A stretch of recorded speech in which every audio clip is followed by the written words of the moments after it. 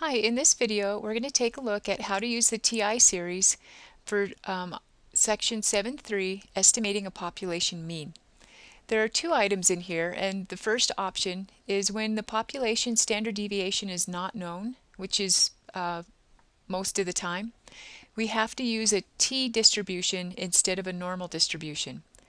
So notice the diagram, the t-distribution looks a lot like the normal distribution, except it has a different shape depending on the sample size. So some properties of students T are, that is the first property, the t-distribution is different for sample sizes. If the sample size is small, like n equals 3, you see this orange line right here? It doesn't go up as high as the normal, and the tails are a little wider. Then as you get a larger sample size, 12, it gets a little taller, and as you get larger sample size, it looks like the standard normal. Number 2, it has the same general bell shape as standard normal, but more variability. 3, it has a mean of 0. 4, it has the standard deviation varies, but it's greater than 1, unlike standard normal, which has 1. And then as the sample size gets larger, it gets closer to the standard normal.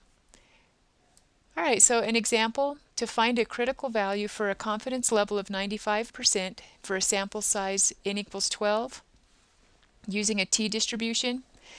This command is on the calculators that are a little newer. If you're using a TI-84, the command will be on there. If you're using an older model, a TI-83, it may not be on there. But you can, there's an inverse t function just like there is an inverse normal. And what you would type in is the area to the left of the t-score you're interested in, and then degrees of freedom, which is the sample size minus 1. Our sample size is 12, so we would use degrees of freedom 11. So to find a t-value corresponding to 0.975 area to the left, remember that 95% confidence interval means there's 95% of the area in between, and then we split that 5% towards the tails. So if you use the inverse t, you type in the area, comma, degrees of freedom, we get a t-score of 2.201. Remember back in the normal distribution, that was a 1.96.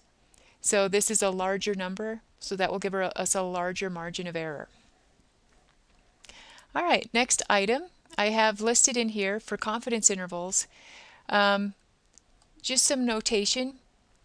Mu is the population mean, x bar is the sample mean, n is number of sample values, and capital E is the margin of error.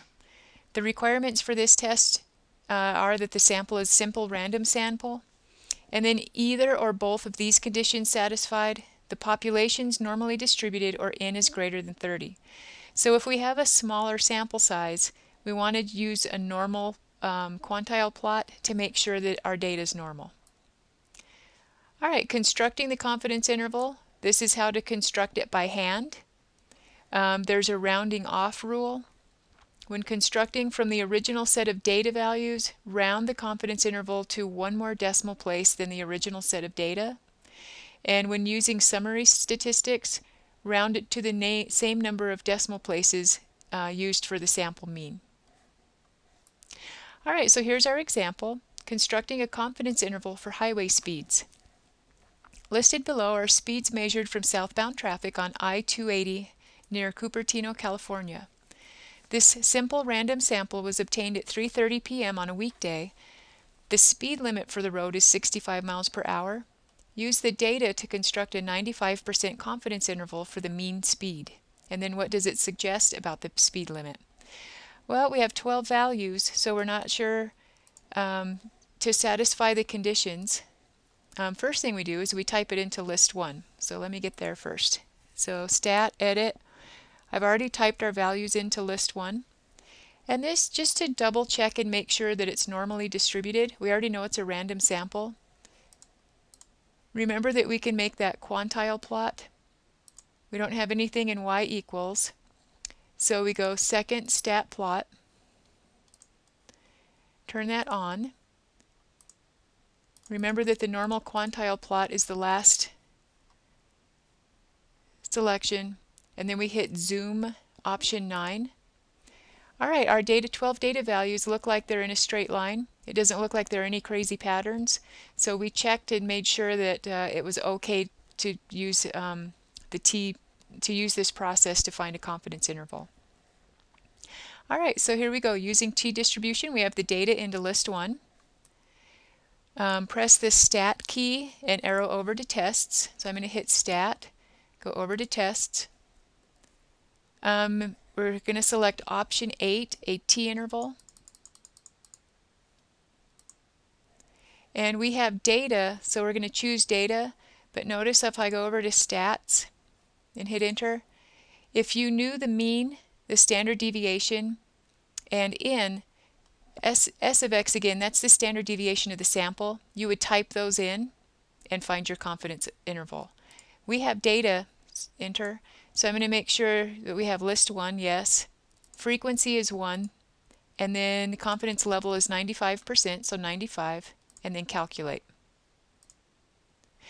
So we get 58.1 about to 63.256.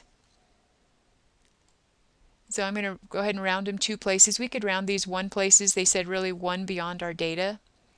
So our interpretation would be we're 95% confident that the true mean speed on this highway is between 58.1 miles per hour and 63.3 miles per hour, which is below the posted speed limit of 65 miles per hour. So again, when we try to estimate, we only have a sample of cars, so we estimate based on that sample. Our estimate has to be an interval of what we think falls in there. Just one quick item. If you have a higher confidence level, let's say you want a 99%, then what would happen is these values would be wider. Okay? All right, next item, option 2.